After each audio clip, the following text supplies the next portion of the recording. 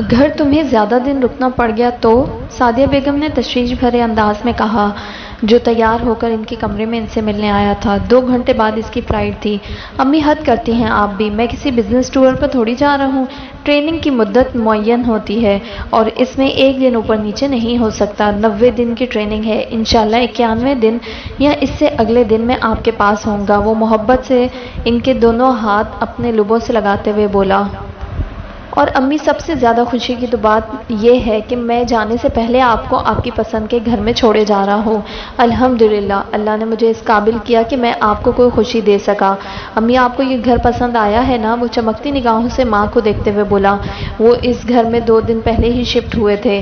بہت زیادہ، اللہ تمہیں ایسا ہی اپنا گھر دے، بلکہ اس سے بھی زیادہ اچھا اور خوبصورت۔ بس تم خیر سے جاؤ اور بخیریت واپس آؤ، میری دعائیں تمہارے ساتھ ہی جائیں گی۔ اور رافع، وہ رکی۔ میری اس دن والی بات پہ تم نے کچھ سوچا؟ بیا سے بات کی کھل کر؟ بیٹا جانے سے پہلے ایک بار اسے اپنی رفاقت، اپنی محبت کا یقین دلا جاتے تو وہ تمہاری غیر موجودگی میں اس یقین کو زیادہ گہرائی سے سوچ سکتی تھی، غور کر سکتی تھی۔ علیحدگی کا فیصلہ اس نے اپنے نظر انداز کیے جانے اور کچھ ضد میں کیا ہے، اور ان دونوں کا حل تمہارے پاس ہے۔ وہ ایک بار پھر اس تکلیف دہ موضوع کو چھیڑتے ہوئے بولی جس سے وہ بچتا آ رہا تھا۔ امی، وہ اس حل کے سوا اور کچھ میرے منہ سے نہیں سننا چاہتی۔ آپ نہیں جانتی میں نے کس طرح اسے ان 3 مہینوں کے لیے ادھر رہنے پر مجبور کیا ہے، ورنہ وہ تو روشی کے فوراً بعد وہ بتانا نہیں چاہ رہا تھا، کیونکہ اس دن ماں کی حالت بگڑتی دیکھ کر آئندہ اس نے اس موضوع پر بات نہ کرنے کا فیصلہ کر لیا تھا۔ سب تمہاری غلطی ہے، وہ تیزی سے بولی، اور میں اب بھی کہہ رہی ہوں تم ایسا کر کے محض میری ناخوشی کے حقدار ٹھہرو گے۔ امی، میں کب ایسا چاہتا ہوں؟ میں تو خود اب شاید اس کے بغیر، وہ کہتے ہوئے جھجک کر اٹھ کھڑا ہوا اور دروازے کے باہر کھڑی بیا کا دل زور سے دھڑکا تھا، اور وہ اس سے آگے کیا کہتا ہے اس کا دل سننے کا تمنا کر رہا تھا۔ تم جانے سے پہلے اپنی عارفہ مامی سے تو مل آتے۔ سعدیہ بیگم نے رافع کے ادھورے جملے سے کیا اخذ کیا تھا وہ جان نہ سکی، مگر انہوں نے اسے جملہ پورا کرنے کو بھی نہ کہا اور موضوع بدل دیا۔ کل رات کو مل آیا تھا۔ رافع نے اگلا جملہ بھی اس کے لیے شاکنگ تھا۔ اور تم نے مجھ سے ذکر تک نہیں کیا؟ میں بھی چلتی، وہ شکوہ کرتے ہوئے بولی۔ میں تو ولید کے آفس گیا تھا ملنے، وہ مجھے ساتھ لے کر چل پڑا۔ میں سمجھا یوں ہی کہیں بیٹھ کر چائے پئیں گے، وہ مجھے انصاری ہاؤس لے گیا۔ اس کا دل دھڑکا۔ پھر کون کون ملا وہاں؟ بے تابی سے بولی۔ بس عارفہ مامی کے پورشن میں ہی لے گیا تھا ولید مجھے، وہ تو اب چلنے پھرنے سے بھی عاجز ہیں، شوگر کنٹرول نہیں ہو رہی جس کی وجہ سے ٹانگیں کام نہیں کر رہی۔ آپ کا پوچھ رہی تھی، رافع بتا رہا تھا، اور چائے کی ٹرے ہاتھ میں لیے بے قد دل نیچے بیٹھا جا رہا تھا۔ اس کی نظروں کے سامنے اپنی صحت مند ممی کا سراپا گھوم رہا تھا، جنہیں معمولی سی شوگر رہتی تھی، جس کے لیے وہ روزانہ ایک ٹیبلٹ لے لیتی تھی۔ اور بس جاؤں گی میں بھی دیکھنے آج کل میں، سعدیہ بیگم افسردہ لہجے میں کہہ رہی تھی۔ تم چھوٹے ماموں کی طرف نہیں گئے؟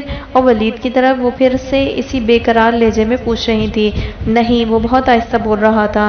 اب ادھر وہ حالات نہیں رہے، تینوں گھروں کی آپس میں تقریباً قطع کلامی ہو چکی ہے، ہر قسم کا آنا جانا، ملنا جلنا، صرف ولید اور عارفہ مامی کو ہاسپٹل وغیرہ لے کر جاتا ہے، کچھ پراپرٹی کا تنازع چل رہا ہے، تو کچھ وہ ربیہ اور ولید والا مسئلہ، تو سکون سے وہ بھی نہیں رہ رہے۔ کسی کے دل کو قدموں تلے کچل دینا آسان نہیں ہوتا۔ استہزائیہ سوچ کے باوجود اس کی آنکھوں میں نمی سی تیرنے لگی تھی۔ اور رافع کہتے کہتے پھر چپ کر گیا۔ اور کیا، پھپھو کا حال بھی اس جیسا ہی تھا۔ فریال پاکستان آ چکی ہے، معلوم نہیں زریاب، اور اس کے درمیان کیا ایشو چل رہا ہے کہ وہ خلا کے لیے مطالبہ کر رہی ہے، جبکہ باقی لوگوں کا خیال ہے اسے زریاب نے پاکستان بھیج دیا ہے کہ ولید ربیہ سے شادی کے لیے مجبور ہو جائے۔ بہت کشیدہ فضا ہو رہی تھی انصاری ہاؤس کی۔ میرے خیال میں آپ بھی ابھی مت جائیے گا، ویسے ہی فون کر کے معلوم کر لیجیے گا، رافع نے انہیں منع کرتے ہوئے کہا۔ باہر برتن کھڑکنے کی آواز آئی۔ رافع اٹھ کر باہر آیا تو ابیا چائے کی ٹرے دروازے کے پاس پڑی تپائی پر رکھ کر جا رہی تھی، تو گویا اس نے ساری گفتگو سن لی ہے۔ رافع نے ٹرے اٹھاتے ہوئے سوچا، تم فریال سے مل لیتے؟ سعدیہ بیگم نے پوچھا۔ وہ تو، اس نے گہرا سانس لیتے ہوئے چائے کا کپ ماں کو پکڑایا۔ ولید بتا رہا تھا، بالکل گوشہ نشین ہو گئی ہے، کسی سے ملتی ہے نہ کسی سے بات کرتی ہے، نہ کسی سوال کا جواب دیتی ہے۔ وہ پریگننٹ ہے، مگر اتنی کمزور ہو رہی ہے جیسے اسے ٹی بی ہو گئی ہو۔ چھوٹی مامی تو باقاعدہ بڑی مامی سے لڑ کر آئی ہیں کہ ان کے بیٹے نے نہ جانے ان کی بیٹی پر کیا ظلم توڑے ہیں۔ کہ وہ مردوں سے بدتر حال میں واپس آئی ہے۔ ماموں اور ولید نے زریاب سے رابطہ کرنے کی کوشش کی مگر اس سے بات نہیں ہو سکی۔ ولید بہت پریشان ہے، مسائل دن بدن بڑھتے جا رہے ہیں، فیکٹری میں بزنس صفر ہو کر رہ گیا ہے اور بڑے ماموں کی ہٹ درمی اسی طرح ہے۔ وہ کسی بھی مسئلے کو بیٹھ کر امن سے حل نہیں کرنا چاہتے، وہی دھونس، دھمکی اور ہٹیلا پن جو مسائل کو اور الجھا رہا ہے۔ ویسے ولید کا آفس کافی سیٹ ہو گیا ہے، بزنس کی طرف سے اسے کوئی فکر نہیں، مگر عارفہ مامی کا حال برا ہے۔ انہیں ماہانہ ملنے والی آمدنی کا نصف کر دیا گیا تھا اور اب 2 ماہ سے وہ بھی انہیں نہیں مل رہا۔ بڑے ماموں نے ان سے کہہ دیا ہے کہ فیکٹری کا کام بند ہو چکا ہے تو وہ کہاں سے انہیں وظیفہ دیں۔ بس اسی طانے اور رویے نے عارفہ مامی کو زیادہ بیمار کر دیا ہے۔ پھر زویا کا اٹکا ہوا مسئلہ اور اب فریال کی آمد، زریاب سے بات نہ ہو سکنا، چھوٹے ماموں بھی بڑے ماموں سے بدظن ہو چکے ہیں اور جائیداد کی منصفانہ تقسیم کا مطالبہ کر رہے ہیں، جبکہ بڑے ماموں نے کہہ دیا ہے کہ وہ کوئی بھی بات نہیں کریں گے، نہ کسی کی سنیں گے۔ فیکٹری میں سے سب اپنا حصہ وصول کر چکے ہیں، اب جو ہے وہ ان کے بیٹے زریاب کا ہے۔ ہاں، گھر سیل کر کے سب رقم آپس میں تقسیم کر لیں، اس کے علاوہ کچھ نہیں۔ اس بات نے ماموں اور ولید کو بھڑکا دیا ہے، شدید سخت کشیدگی اور غصہ اور نفرت ہے دونوں طرف۔ دیکھیں کیا بنتا ہے، رافع بتا رہا تھا اور سعدیہ بیگم سر پکڑ کر بیٹھ گئی تھی۔ ان کے سامنے پڑا چائے کا کپ ٹھنڈا ہو رہا تھا۔ امی آپ کیوں پریشان ہیں؟ میں اس لیے آپ کو کچھ نہیں بتا رہا تھا کہ آپ پریشان ہو جائیں گی، انسان وہی کچھ کاٹتا ہے جو وہ بوتا ہے۔ رافع وہ میرے بھائی ہیں، میرے ماں جائے، ان کے اجڑنے بسنے کا دکھ خیر مجھے ایسے ہی ہوگا جیسے اپنے اجڑنے بسنے کا۔ وہ مجھے کچھ نہیں سمجھتے، نہ سمجھے، مگر میرے دل کے رابطے ان سے کمزور نہیں پڑے۔ ان کی کج روی کے باوجود تم مجھے کچھ نہ بھی بتاتے تو میرا دل سب کچھ مجھے بتا دیتا۔ میں جاؤں گی، کم از کم عارفہ بھابھی کو دیکھنے تو ضرور جاؤں گی، اور فریال سے ملنے بھی۔ وہ سر ہلاتے ہوئے گویا خود سے کہہ رہی تھی۔ رافع نے انہیں ایک نظر دیکھا اور چائے پینے لگا۔ انہیں اب روکنے کا کوئی فائدہ نہیں تھا۔ تم چائے پی لو تو جا کر بیا سے مل لو، اور بیٹا کوشش کرو اس کے دل میں امید کا کوئی دیا جلا کر جاؤ۔ وہ یہ 3 ماہ تمہارے انتظار میں گزارے، نہ کہ وہ کہتے کہتے رک گئی۔ اور میری بات یاد رکھنا، بیا سے اچھی لڑکی تمہارے نصیب میں ہو ہی نہیں سکتی، اور وقت ان انچاہے فیصلے کو درست ثابت کرنے کا انتظار کرنے میں لگا ہے۔ تم دیکھ رہے ہو نا؟ وہ اس کے چہرے پر نظریں جمائے کسی اور خیال میں کہہ رہی تھی، اور رافع کے دل نے جیسے ان کے خیال کی تائید کی تھی۔ انصاری ہاؤس کے حالات یہی کچھ تو ثابت کر رہے تھے۔ شاید میں امید کا ایسا کوئی دیا اس کے دل میں جلا ہی سکوں۔ اتنے دنوں میں پہلی امید بھرنے خیال نے اس کے دل میں کروٹ لی تھی۔ وہ اٹھ کھڑا ہوا۔ آج کے بعد تم ہمیشہ کے لیے یہ بات اپنے دماغ میں بٹھا لو، آفتاب زبیری میرے آفس میں قدم نہیں رکھو گے، کبھی بھی نہیں۔ مارے طیش اور غصے کے شائستہ اپنا پن کھول رہی تھی۔ اس کا بس نہیں چل رہا تھا سامنے مسکین شکل بنائے بیٹھے اس لالچی کتے کو ابھی اسی وقت گھر سے باہر نکال پھینکے۔ ٹھیک ہے، جیسے تم کہو۔ اگر تم یہ سب نہ بھی کہتی تو بھی آج کے بعد میں اس قدر شرمندہ ہوں کہ میں خود کبھی آفس نہ آتا۔ میرے پاس الفاظ نہیں کہ میں ان بیہودہ دوستوں کے اس واہیات مذاق کی تم سے معافی مانگ سکوں۔ بہت سکون اور قدرے شرمسار انداز میں آفتاب زبیری سر جھکائے کہہ رہا تھا۔ واٹ؟ مذاق؟ وہ زور سے چلائی۔ تمہارے نزدیک وہ ایک مذاق تھا؟ کسی عورت کو بیچ بازار اس طرح اس بیہودہ انداز میں اس کی بے حرمتی کرنا، تم اسے مذاق کہہ رہے ہو؟ وہ زخمی شیرنی کی طرح حلق کے بل چلائی تھی۔ I am sorry, really sorry. تم کہو تو میں تمہاری سیکرٹری سے بھی معافی مانگ لوں گا۔ وہ اور بھی لہجے کو مدھم کرتے ہوئے بولا۔ تم آفتاب زبیری، تم کسی سے کیا معافی مانگو گے؟ کبھی مانگی ہے تم نے آج تک کسی سے معافی؟ جانے دو۔ وہ ہوا میں ہاتھ چلاتے ہوئے غصے اور بیزاری سے بولی۔ اب میری کسی بات کا تو یقین کرو، میں دل سے شرمندہ ہوں۔ انہیں منع کر رہا تھا، پلیز اب غصہ تھوک دو۔ آفتاب زبیری منانے والے انداز میں اٹھ کر اسے کندھوں سے تھامتے ہوئے بولا، please don't touch me, leave me alone. اس نے غصے سے اس کے ہاتھ جھٹکے۔ آفتاب زبیری کو اپنی کمال قوت برداشت پر خود سے بھی حیرت ہوئی۔ ایسی حرکت پر وہ سعدیہ بیگم کا بے دھڑک کیما کر سکتا تھا، مگر سامنے کھڑی وہ بے وقت مسکین سی سعدیہ نہیں، اس گھر کی مالکہ اور اس کی خوش قسمتی کی سنہری کنجی شائستہ تھی، جسے مارنا تو کجا اس کی مرضی کے خلاف وہ چھو بھی نہیں سکتا تھا۔ اوکے، اس وقت تم غصے میں ہو، پھر بات کریں گے، وہ نرم پڑتے ہوئے بولا اور بیڈ کی طرف بڑھا۔ مزید تم اس معاملے پر کیا بات کرو گے؟ اگر کرو گے تو مجھے تمہاری ڈھرائی پر رشک آئے گا۔ شائستہ کا غصہ اور کوفت کسی طرح کم نہیں ہو رہی تھی۔ نہیں، آفس نہ جانے والے معاملے کی بات کر رہا ہوں۔ وہ سرخ مخملی کمبل کے سنہری پھول کے حاشیے پر انگلی उंगली फेरते हुए बोला, ऑफिस का क्या मामला? वो रेशमी गाउन संभालती पलट कर घर आई। अब मैं घर में बैठा रहूं, मक्खियां मारूं फारिग बैठकर? बाहर गया तो कम से कम जेब में 4 पैसे तो हों। ऑफिस नहीं जाऊंगा तो? इसने तमाम तर नरमी का असल सबब बयान करते हुए कहा। ओह, तो ये बात है। शाइस्ता जैसे थक कर काउच पर ढेर हो गई। तुम्हें इसके अलावा और कुछ सोच भी नहीं सकता? वो लुबों में बुड़बुड़ाई। अब देखो, मैं हर वक्त नन्हे बच्चों की तरह या किसी गरीब भिखारी की तरह तुमसे मांगता अच्छा नहीं लगूंगा। आफ्टर ऑल मैं तुम्हारा हस्बैंड और इस घर का सरबराह हूँ, है ना? वो चेहरे पर हत्तुल इम्कान मासूमियत सजाते हुए बोला तो शाइस्ता ने इसे खा जाने वाली नजरों से देखा। दिनों में इस नाम निहाद बिछड़ी मोहब्बत की याद क्या इसकी परछाइयां बिना बची थी, जिनकी तजदीद के लिए दोनों एक हुए थे। हाँ, वो तो खैर से तुम हो गए जब मेरी अकल पर पर्दे पड़े। वो बुड़बुड़ाती हुई उठी। ठीक है, तुम्हारा माहाना जेब खर्च तुम्हारे अकाउंट में ट्रांसफर करवा दिया करूंगी, मगर तुम ऑफिस भूल कर भी कदम नहीं रखोगे। वो बेड की तरफ बढ़ते हुए घर आई। नहीं रखूंगा, वो सादत मंदी से बोला। मगर वो जेब खर्च कितना होगा? इसके पास बैठते हुए रखाई से बोली, कम से कम 1.5 लाख महाना और ज्यादा से ज्यादा 2.5 लाख। वो शाइस्ता के बालों को सहलाते हुए लाड भरे अंदाज में बोला तो शाइस्ता जैसे करंट खाकर लेटते हुए बैठी। मैं कोई माफिया का धंधा नहीं चलाती जो तुम समझ रहे हो। वो इसका हाथ झटक कर गुस्से से बोली। गुस्से में तो क्या कयामत लगती हो मेरी जान। वो इसे अपनी तरफ खींचते हुए मसनूई लगावट से बोला, 1 लाख रुपया हर माह तुम्हारे अकाउंट में पहुंच जाएगा। इसके अलावा अब तुमसे इस मौजू पर कोई तकरार नहीं करूंगी, अंडरस्टैंड? वो दो टोक अंदाज में कहते हुए अपनी तरफ का लैंप ऑफ करते हुए करवट लेकर लेट गई। अच्छा यार, अब नाराजगी तो दूर करो, ये सब तो चलता रहता है। इधर तो आ जाओ। महीने का 1 लाख आफ्ताब जुबैरी ने कभी ख्वाब में भी नहीं सोचा था। शाइस्ता के ऑफर पर एक बार तो दिल धड़कना भूल गया था। मैं इधर ही हूँ, प्लीज मुझे सोने दो, सख्त थकी हुई हूँ मैं। वो इसी कोप भरे लहजे में बोली जिससे घंटा भर से बोल रही थी। तो आफ्ताब जुबैरी ने भी दोबारा इसरार न किया और अपनी तरफ का लैंप ऑफ कर दिया। तो इसका बिजनेस इतना जबरदस्त है कि हर माह मेरे अकाउंट में बिना कुछ किए हाथ पैर हिलाए लाख रुपया पहुंच जाया करेगा, यानी साल के 12 लाख, नाकाबिले यकीन। और जो मुझे इस सारे खजाने की चाबियां मिल जाएं यकमुश्त, तो बहुत पैसा है इस बुढ़िया के पास और अकड़ यूं दिखाती है जैसे बाप का माल है। कुतिया इस मजूसी के तरके पर ऐश कर रही है और मुझे देते इसकी जान निकल रही है। शाइस्ता डार्लिंग, बड़ा गलत अंदाजा लगाया है तुमने अपने आफू डेयर का। इस उम्र में जब हाथ पाँव में सिर्फ रेशा ही रह जाता है। मुझे क्या पागल कुत्ते ने काटा है? ये मोहब्बत का बुखार चढ़ता। ये तो मेरी जान तुम्हारी दौलत का खुमार था जिसने मुझे देखते भालते अंधा बहरा कर दिया, सब कुछ लात मार कर छोड़ आया। और तू मुझे तरसा तरसा कर रुपए की शक्ल दिखाए जैसे कोई कुत्ते को हड्डी दिखाकर पीछे कर ले, और मैं इस भूखे कुत्ते की तरह जबान निकाले इस हड्डी के लालच में तेरे पीछे पीछे दुम हिलाता चलता रहूं। नहीं शाइस्ता डियर, आफ्ताब जुबैरी इतना अहमक नहीं।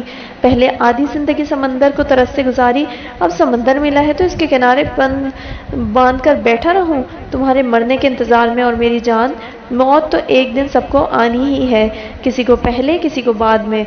और जो मेरी पहले आ गई तो हाय, मेरी तो कब्र भी अपनी हसरतों पर आंसू बहाती रहेगी। नहीं मेरी जान, मैं तो खुद उम्र भर अपनी हसरतों को सीने में दबाए आंसू बहाता रहा, अपनी कब्र को नहीं रोने दूंगा। कब्र तो बनेगी, मगर पहले इसमें कौन जाकर लेटता है इसका फैसला हो जाएगा, जल्द या बदीर होकर रहेगा। आंखें बंद की आफ्ताब जुबैरी किन सोचों के ताने बुन रहा था। शाइस्ता इससे बेखबर अब हल्के हल्के खराटे ले रही थी। खुनक कमरे की ख्वाबनाक फिजा में आफ्ताब जुबैरी की कंचों जैसी पुरस्रार आंखें सोच के किसी एक ही नुक्ते पर मरकूज थीं। अभिया, वो खिड़की के आगे साकत खड़ी थी जब राफे इसके बेहद करीब आकर आहिस्तगी से बोला। वो अपनी जगह से हिली नहीं, शायद वो राफे के कदमों की आहट सुन चुकी थी। मैं जा रहा हूँ, मेरा सेल नंबर तुम्हारे ड्रेसिंग टेबल पर पड़ा है। अगर कोई मसला या कुछ, इंशाल्लाह 3 माह बाद लौट आऊँगा, तुम्हें ज़्यादा इंतज़ार नहीं करना पड़ेगा। वो दूसरी जानिब मुँह किए किस मूड में खड़ी थी राफे को कुछ अंदाज़ा नहीं हो रहा था और इसकी समझ में कुछ आ नहीं रहा था। वो उम्मीद का दिया जिसका सादिया बेगम ने कहा था किस तरह अबिया के दिल में जलाए। मुझे सिर्फ इस फैसले का इंतजार है जिससे बांधकर आप पहले इस दड़बे में कैद कर रखा है और अब इस संगे मरमर के महल में बंद करके जा रहे हैं।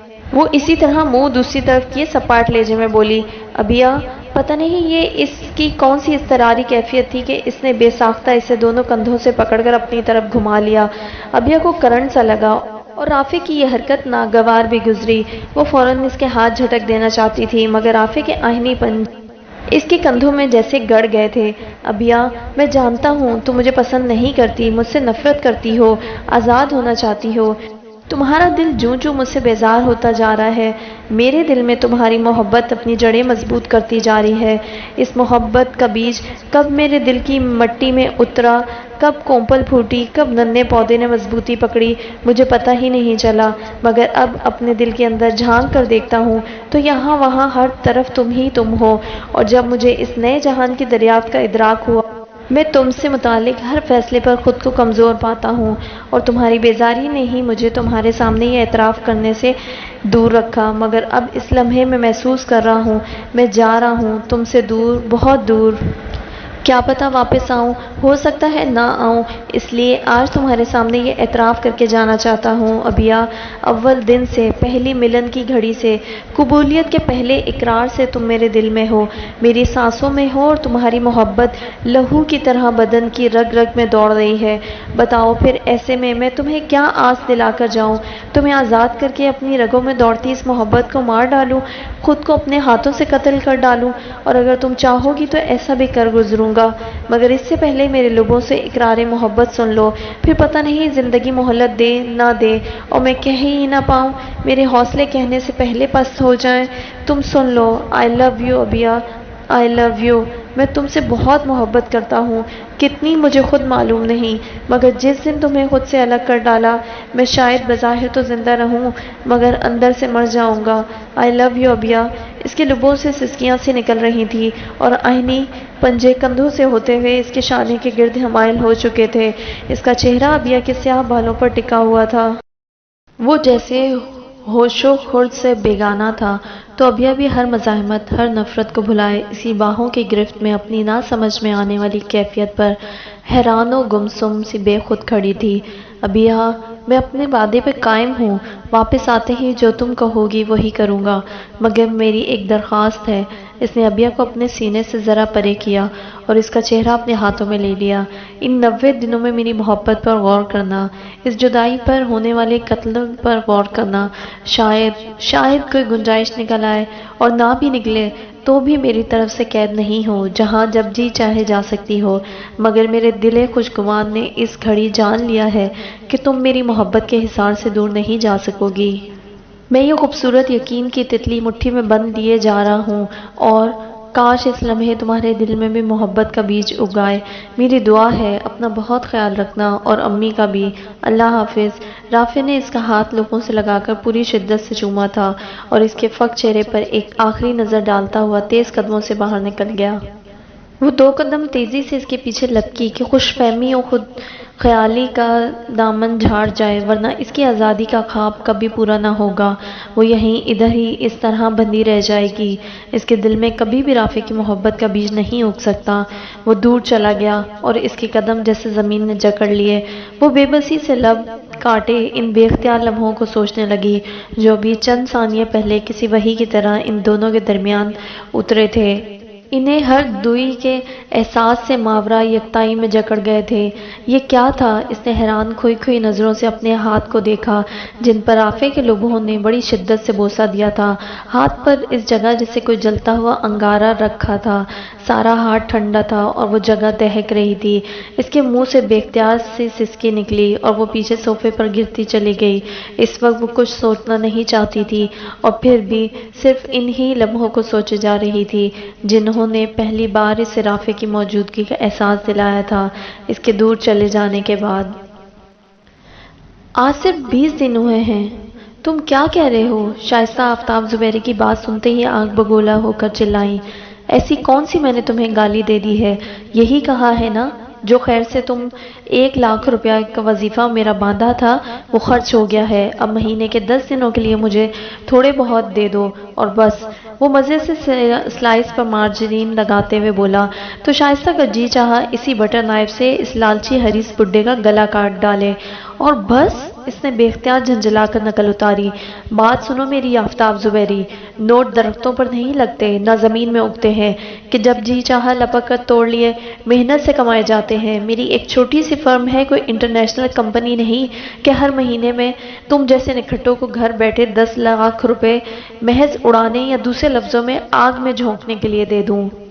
اور ایسی کون سی عیاشی ہے جس کے لیے 30 دنوں میں لاکھ روپیہ بھی کم پڑ گیا؟ بولو۔ شائستہ کے حواس اس کا ساتھ چھوڑے جا رہے تھے۔ میں تمہارے آگے جواب دہ نہیں۔ میرے آفس آنے پر تمہیں اعتراض تھا، گھر بیٹھنے پر تم مجھے نکھٹو کا تانا دیتی ہو، کچھ خرچ کے لیے مانگتا ہوں وہ تم آگ میں جھونکنا کہتی ہو۔ آخر تمہاری ان سب باتوں کا مطلب کیا ہے؟ ان سب باتوں کا مطلب میں بتاؤں تمہیں؟ وہ سرد نگاہوں سے اسے گھورتے ہوئے کرسی سے اٹھ کر اس کے پاس آ گئی۔ بتاؤ، یہی تو کہہ رہا ہوں۔ آفتاب زبیری نے شائستہ کے تیور بھانپنے کی کوشش کرتے ہوئے خود کو تیار کیا کہ تم میری جان چھوڑ دو۔ بتاؤ، میری جان چھوڑنے کی کتنی قیمت لوگے؟ اتنی جتنی ایک سرجن جسم سے گندے زہریلے ناسور کو نکالنے کی لیتا ہے۔ بولو، کتنی قیمت دوں؟ وہ نفرت بھری غسیلی نظروں سے دیکھتے ہوئے حقارت سے بولی، ناسور اگر ایک بار جسم میں جگہ بنا لے شائستہ ڈیئر، پھر لاکھ سرجری کراتے رہو، وہ جسم کی رگ رگ میں اپنی جڑیں پھیلا لیتا ہے۔ شاید تمہیں معلوم نہیں۔ وہ اس کی آنکھوں میں آنکھیں ڈالتے ہوئے بے خوف لہجے میں چلایا، میں اس ناسور کو نکال پھینکنے کے لیے اپنے بدن کی ہر رگ کٹوانے کے لیے تیار ہوں، مگر تم سے نجات حاصل کر رہوں گی۔ وہ نفرت سے دو ٹوک انداز میں بولی، بولو، کیا قیمت لوگے میری زندگی سے نکلنے کی؟ تمہارا یہ گھر، تمہاری دولت دے سکو گی؟ وہ فوراً قیمت بتاتے ہوئے بولا، تم رزیل منگتے گھٹیا، یہ دولت، یہ گھر، یہ روپیہ پیسہ تیرے باپ نے کبھی خواب میں بھی دیکھا نہیں ہوگا۔ کتے کی اوقات کو ہڈی سے زیادہ گوشت مل گیا تو اسے ہضم نہیں ہو رہا، اور تو پورا بکرا نگلنا چاہتا ہے بغیر ہاتھ پاؤں ہلائے۔ ایسا کم عقل اور نادان سمجھ رکھا ہے تو نے مجھے کہ تیرے اونچے ہتھ کنڈوں سے ڈر کر سب کچھ تھالی میں سجا کر تیرے آگے پیش کر دوں گی۔ اپنا سامان اٹھا اور 9 2 11 ہو جا۔ جتنا اب تک مل چکا ہے اسے اپنی خوش بختی جان، اور آئندہ مجھے اپنی شکل نہ دکھانا۔ شائستہ نے اسے زور سے کرسی سمیت دھکا دیا تو وہ تیار ہوتے ہوتے بھی سنبھل نہ سکا اور میٹل چیئر سمیت پیچھے کو الٹ گیا۔ اس کا سر زور سے ماربل کے فرش سے ٹکرایا تھا، مگر اسے درد نہ ہوا۔ جیسی کاٹ شائستہ کے لفظوں اور تانوں میں تھی، اس کاٹ نے ہر درد کا احساس ہلکا کر دیا تھا۔ میرے باپ نے یہ سب خواب میں بھی نہیں دیکھا تو کتیا تیرے باپ نے دیکھا ایسے چھچڑوں کے بارے میں نہیں سوچا تھا جن پر تو آج اکڑ اکڑ کر اترا رہی ہے۔ آفتاب زبیری نے اٹھتے ہوئے شائستہ کو زوردار دھکا دیا تھا۔ وہ ٹیبل کا کنارہ تھام کر وہیں کھڑی ہو کر اسے شعلہ بار نگاہوں سے گھورنے لگی۔ میرا کھاتا ہے اور مجھے آنکھیں دکھاتا ہے؟ اپنی منحوس گندی زبان سے میرا اور میرے باپ کا نام لیا تو وہ زبان گدی سے نکال دوں گی۔ بیوی بیٹی کو بیچ کر روپے کمانے والے دلال، تو گدھوں سے بڑھ کر مردار خور ہے، اور پتہ نہیں تیرا کوئی باپ تھا بھی یا تیری ماں نے تجھے کسی گٹر کنارے سے یا روڑی کے ڈھیر سے کتیا۔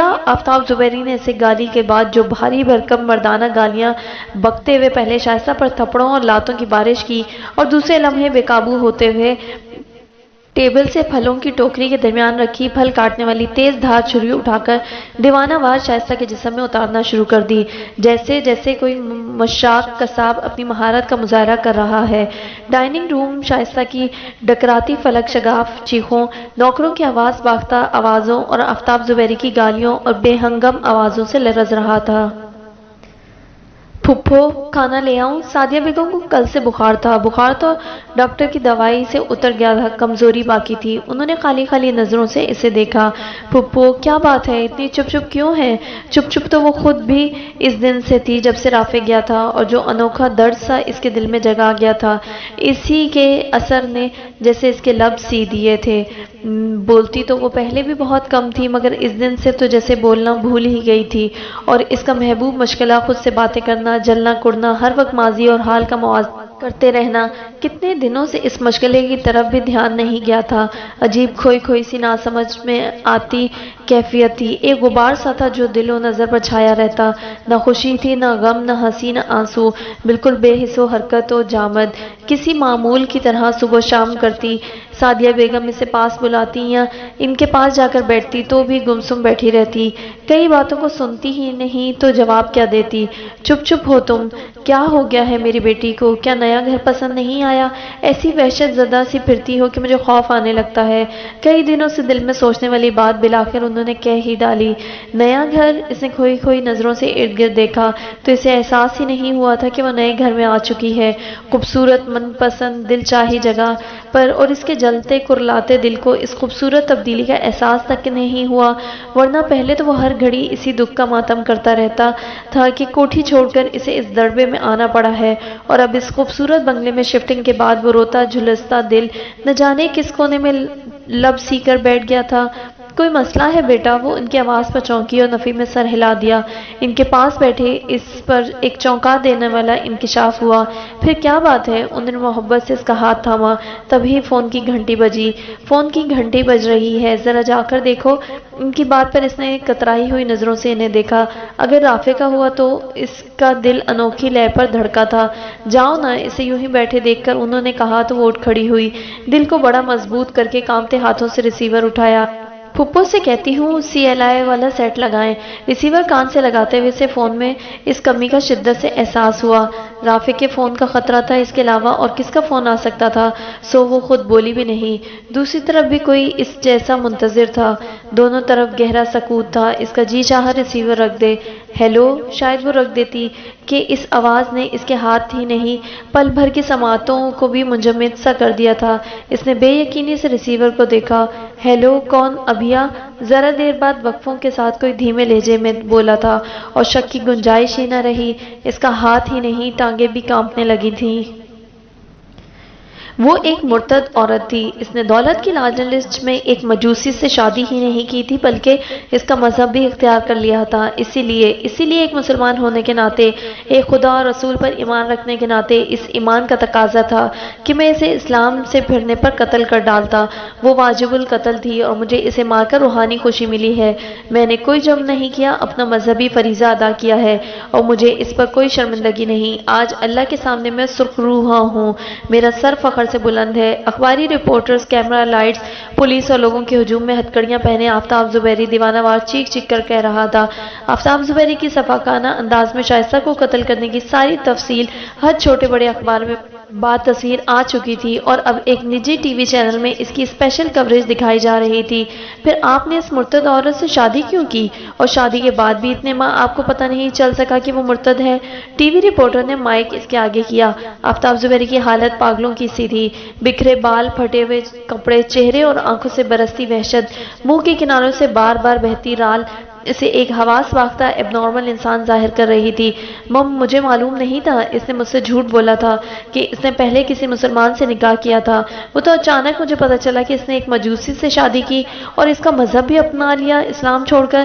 اس لیے پتہ چلتے ہی میں اگر اسے چھوڑ دیتا، اس ناگن کو یوں ہی پھن اٹھائے معاشرے میں جینے دیتا تو اور اس جیسی لالچی حریص عورتوں کو شہ ملتی کہ پیسے کی خاطر جب چاہو مذہب کا گلا گھونٹ کر کسی بھی چوڑے چمار سے دو بول پڑھوا لو، آخری وقت میں توبہ کر لیں گے کہ توبہ کا در تو ہمیشہ کھلا رہتا ہے۔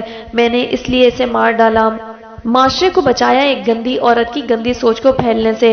یہ اس ملک کی اسلامی حکومت کا فرض تھا جو میں نے ادا کیا۔ اس بنا پر میری حکومت سے ذمہ دار اسلامی اداروں اور NGO سے درخواست ہے کہ وہ مجھے اس قتل سے بری الذمہ قرار دیں، تاکہ لوگوں کو پتہ چل سکے آج بھی اسلام کی سربلندی کے لیے کچھ دیوانوں نے اپنے آپ کو وقف کر رکھا ہے۔ میں ہوں ایسے دیوانوں کا راہرو۔ وہ منہ کے کنارے صاف کرتا، ہوا میں مکے لہراتا، کسی ماہر کہنا مشق سیاسی لیڈر کی طرح ٹوٹے پھوٹے جملوں میں اپنا مدعا بیان کرنے میں کامیاب رہا تھا۔ مگر ہمیں تو پتہ چلا ہے کہ آپ کو یہ سب پہلے سے معلوم تھا، اور آپ نے اس عورت کی دولت کے لالچ میں سے شادی کی، اور اس شادی کی خاطر اپنی پہلی بیوی کو طلاق دی اور اپنا گھر اور بچے بھی چھوڑ دیے۔ اس وقت آپ کو اپنے دین کی سربلندی اور اسلام کی عظمت کا خیال نہ آیا؟ وہ رپورٹر بھی لگتا تھا ساری معلومات لے کر ہی آیا تھا۔ آفتاب زبیری نے آنکھیں سکوڑ کر اس رپورٹر کو دیکھا، کچھ ایسی محویت سے کہ اسے منہ سے بہتی رال صاف کرنا یاد نہ رہا۔ اور ہمیں پتہ چلا ہے کہ آپ کا تعلق شہر کے پسماندہ ترین علاقے سے ہے، اور ساری زندگی آپ نے جوئے اور نشے میں بتائی ہے، تو یہ یک آپ کو اسلام کی سربلندی اور اپنے مذہبی فریضے کا خیال کیسے آ گیا؟ آفتاب زبیری کا جی چاہا کہ وہ مائک کیمرہ اٹھا کر اس رپورٹر کے سر پر توڑ ڈالے، جو جواب طلب نظروں سے اسے دیکھتے ہوئے گویا اس کا مذاق اڑا رہا تھا۔ یہ جھوٹ ہے، غلط ہے، سراسر غلط بیانی اور بوگس معلومات۔ میں شائستہ کی مجبور کرنے پر ہی اس سے شادی کی تھی، اور پہلی بیوی میری بدکردار تھی۔ ساری زندگی میں اسے جیسے تیسے برداشت کرتا رہا، مگر آخر میری برداشت کی حد ختم ہو گئی تو میں نے اسے طلاق دے دی۔ اور ابیا نے چور نظروں سے لاؤنج کے دوسری طرف بنے کچن میں کام کرتی سعدیہ بیگم کو دیکھا اور ٹی وی کا والیوم اور بھی کم کر دیا۔ وہ تو ان سے یہ واقعہ شاید چھپا جاتی کہ ان کی صفائی والی نے آتے ہی واویلا مچا دیا کہ بیگم صاحبہ آپ نے خبر پڑھی ہے اخبار میں ایک بڈھے نے اپنی فیشنیبل امیر کبیر بیوی کو چھریاں مار مار کر ایسی بے دردی سے قتل کر ڈالا کہ بیچاری کا کیما ہی بن گیا، اور کہتے ہیں کہ اس نے اخبار اٹھا کر سعدیہ بیگم کو تھما بھی دیا۔ ابیہ اخبار نوکرانی کے ہاتھ سے لیتے لیتے رہ گئی۔ سعدیہ بیگم نے بڑے سکون سے ساری خبر پڑھی تھی اور اخبار لپیٹ کر رکھ دیا اور اٹھتے ہوئے بولی، اللہ سب کو ہدایت دے، نیکی اور توبہ کی، اور انسان فانی ہی تو ہے، ایک دن مٹ جانے والا۔ کہتے ہوئے وہ وہاں سے چلی گئی تھی۔ اب بھی اس نے یوں ہی ٹی وی لگایا تھا اور یہ نیوز رپورٹنگ چل رہی تھی۔ یہ چینل اس طرح کی نیوز رپورٹنگ پیش کرنے کے لیے مشہور تھا۔ اب پولیس فورس کے جوان ہتھکڑیاں لگے آفتاب زبیری کو دھکیلتے ہوئے پولیس وین میں بٹھا رہے تھے، اور گاڑی میں بیٹھتے ہوئے بھی وہ زور زور سے کچھ بول رہا تھا۔ ہتھکڑی والا ہاتھ ہوا میں لہرا لہرا کر نہ جانے کیا کچھ کہہ رہا تھا۔ شائستہ کی کوٹھی اور اس کی خون آلود لاش کا صرف چہرہ دکھایا گیا تھا، اور کانوں کو ہاتھ لگاتے توبہ کرتے لوگ جو قاتل کے سفاکی اور شکی القلبی پر خدا سے معافیا مانگ رہے تھے۔ تو آفتاب زبیری، اتنی عمر تم نے گناہوں میں گزاری، چھوٹی موٹی ضیافتیں، بدکاری، دھاندلیاں تم کرتے ہی رہے، اور پھر خدا کے قہر سے محفوظ رہے۔ شاید تم سعدیہ بیگم جیسی نیک پرہیزگار اور کانے عورت کے زیر سایہ رہ رہے تھے، اس لیے رب کی پکڑ سے بچتے رہے، اور اس شہر امان سے نکلتے ہی گناہوں سے کھیلتے۔ تمہیں چند ماہ بھی نہ ہوئے کہ اللہ کے قہر کے نرغے میں آ گئے۔ تم جو ساری زندگی سعدیہ بیگم کو اپنے لیے نحوست کی علامت سمجھتے رہے، در حقیقت وہ تمہارے لیے ساتھ تھی، ہر گناہ کی ڈھال، اور تم نے خود اپنے سر سے اس ڈھال کو ہٹایا، اور آفتیں تم پر اولوں کی طرح برسنے لگیں۔ اب جب جیل کے سلاخوں کے پیچھے جاؤ گے تو تم یہ بات ضرور سوچو گے، اور پھر اس بات کی کاٹ تمہیں اپنی آخری سانسوں تک کسی زہریلے سام کی طرح ڈستی رہے گی۔ اور آفتاب زبیری، تم تو سعدیہ بیگم سے کی گئی زیادتیوں کا حساب نہیں دے پائے، تو میرا تاوان کیسے چکتا کرو گے؟ میری اس برباد زندگی کی بنیاد بہرحال تمہارے اس جھوٹ بہتان ہی نے رکھی تھی، اور میری بد دعا ہے کہ تمہارے لیے کہ تم جیتے جی خود احتسابی کی اذیت سے ایک پل نہ نکل سکو۔ ابیہ نے بے حد نفرت سے اس بدحال انسان کی نظر آتی دم بدم مدھم پڑتی شبی کو آخری بار دیکھا اور ٹی وی آف کر دیا۔ بہت سے لوگوں کو اپنے انجام کے لیے قیامت کا انتظار نہیں کرنا پڑتا، ان میں تم بھی شامل ہو آفتاب زبیری، وہ سوچتے ہوئے کمرے سے باہر نکل گئی۔ میں جانتا ہوں تم بیا ہو نا تم، بولو۔ اس کی مسلسل خاموشی پر وہ بے قراری سے کہہ رہا تھا، اور ابیہ کی سماعتیں جیسے برف کی طرح سن ہو رہی تھیں۔ بیا بولو کچھ تو پلیز، میں ملنا چاہتا ہوں تم سے فوراً۔ سن رہی ہو نا میری بات؟ زریاب کی تیز آواز پر جیسے وہ ہوش میں آ گئی۔ اس نے گھبرا کر ادھر ادھر دیکھا۔ میں ہوٹل میں ٹھہرا ہوا ہوں، کہتے ہوئے اس نے 5 اسٹار ہوٹل کے روم نمبر بتایا۔ میں کل شام 5 سے 6 کے درمیان تمہارا انتظار کروں گا، آؤ گی نا؟ اس کے لہجے میں وہی چند سال پہلے والی بے قراریاں تھیں، جیسے بیچ کے یہ 2 سال درمیان میں آئے ہی نہیں تھے۔ کس لیے؟ نہ چاہتے ہوئے بھی نہ جانے کیوں اس کے لبوں سے پھسل گیا۔ اسی لیے تو بلا رہا ہوں، کچھ باتیں انکہی سی، کچھ غلط فہمیاں بدگمانیاں ہیں دلوں میں جو رفع کرنا ہے۔ مگر کس لیے؟ اس کی بات سمجھتے ہوئے غصہ کسی آندھی کی طرح اس کے دماغ پر چڑھا تھا۔ میرا دل ان غلط فہمیوں کے باعث عجب وحشت و اذیت سے گزر رہا ہے، اس لیے ایک بار آ کر سن جاؤ، صرف ایک بار مجھے اس ناکردہ گناہ کے بوجھ سے آزاد کر دو۔ میں تم سے ہر صورت ملنا چاہتا ہوں بیا، ہر صورت۔ اگر تم کل شام کو نہیں آؤ گی تو کل ٹھیک 6 بجے میں تمہارے سامنے کھڑا ہوں گا۔ میں اتنی دور سے صرف تم سے ملنے آیا ہوں، اور میرے پاس وقت بہت کم ہے، میں چند دنوں کے لیے آیا ہوں اور تم سے ملے بغیر نہیں جاؤں گا، اس لیے تمہیں آنا پڑے گا۔ اگر تم نہ آئی تو میں آ جاؤں گا کل شام 5 بجے، میں شدت سے تمہارا انتظار کروں گا۔ خدا حافظ۔ تیز تیز بولتے ہوئے دوسری طرف سے رابطہ منقطع ہو گیا۔ اب مسٹر زریاب کو کیوں میری یاد ستانے لگی؟ جب میں نے تڑپ تڑپ کر پکارا تھا، التجا کی تھی، ہاتھ جوڑے تھے ایک بار آنے کے لیے، اپنی بات سنوانے کے لیے، تو اس گھڑی ان پر تکبر کی انتہا تھی کہ میری آواز سننے کے روادار نہیں تھے، اور اب اس برکردار ابیہ میں کیا سرخاب کے پر لگ گئے جو یہ مجھ سے ملنے کے لیے مرے جا رہے ہیں، سارے فاصلے مٹا کر مجھ سے ملنے چلے آئے ہیں، صرف مجھ سے ملنے؟ اس نے غصے سے بل کھاتے ہوئے ریسیور کریڈل پر پٹک دیا۔ اور انہوں نے سمجھ رکھا ہے کہ ابیا تو ان کی باندھی ہے، ان کے حکم کی غلام۔ یہ اشارہ کریں گے اور وہ سر کے بل دوڑی چلی آئے گی۔ آخر کیا سمجھ رکھا ہے انہوں نے مجھے؟ اس گھڑی میرے قتل میں سب سے بڑا ہاتھ تمہارا تھا مسٹر ضریاب۔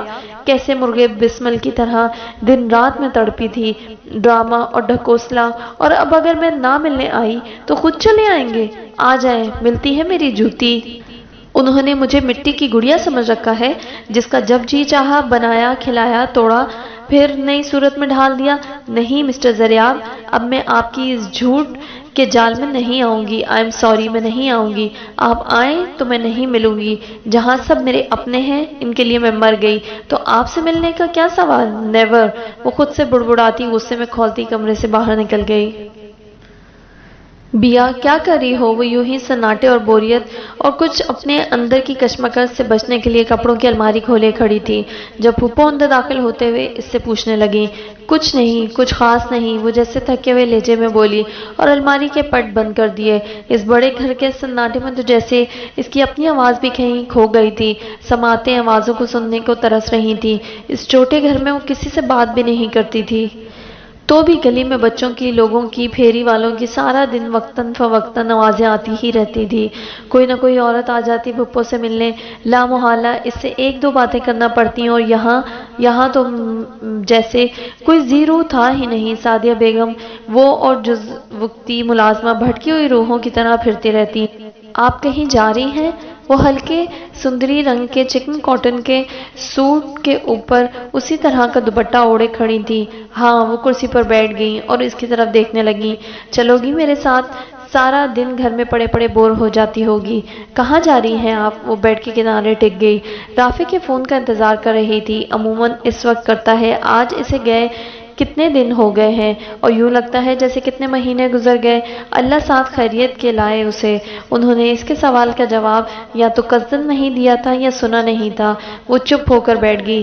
ولید کا فون آیا تھا صبح۔ وہ چند لمحوں کے سکوت کے بعد پھر بولی، بھابی ہسپتال میں ہے، اس دن میں انہیں دیکھنے گئی تھی گھر۔ اسی دن مجھے بہت کمزور لگ رہی تھی۔ ولید بتا رہا تھا رات اچانک ان کی طبیعت بگڑ گئی، شاید شوگر لیول نیل ہو گیا تھا، یورین پرابلم کر رہا تھا۔ صبح پھر ہسپتال لے آئے۔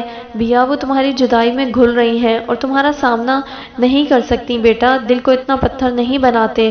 چلو میرے ساتھ، اور کچھ نہیں تو انسانیت کے ناطے ہی اتنا حق تو ہے ان کا۔ ایسا انسانیت کا ناطا تو انہوں نے مجھ سے تو رکھا ہی نہیں۔ کیسا میں روئی تڑپی تھی، ممی مجھے خود سے جدا نہ کرے، مگر اس وقت انہیں انسانیت نہیں بلکہ دولت سے ناطا داری زیادہ عزیز سی۔ اب اس ناطے داری کو آوازیں دے، ان کے بدن میں وہی دوڑے۔ وہ صفاقی سے سوچ رہی تھی، پتہ نہیں ماں کے بارے میں ہر بار اس کی سوچ اتنی سخت تر کیوں ہوتی جا رہی تھی۔ نہیں پھپھو، میں نہیں جا سکوں گی، آپ پوچھ لیجیے گا، وہ رکھائی سے کہتے ہوئے اٹھ کھڑی ہوئی۔ بیا انہیں صرف تمہارا انتظار ہے۔ مجھے دیکھتے ہی کیسے ان کی نگاہیں تمہیں تلاش کرنے لگتی ہیں۔ بیا مجھ سے ان کے بجھتے ہوئے دیووں کی طرف نہیں دیکھا جاتا۔ افو درگزر دوسروں کو ہی نہیں، ہمیں خود بھی پرسکون کر دیتا ہے۔ تمہارا اضطراب و بے چینی دور ہو جائے گی۔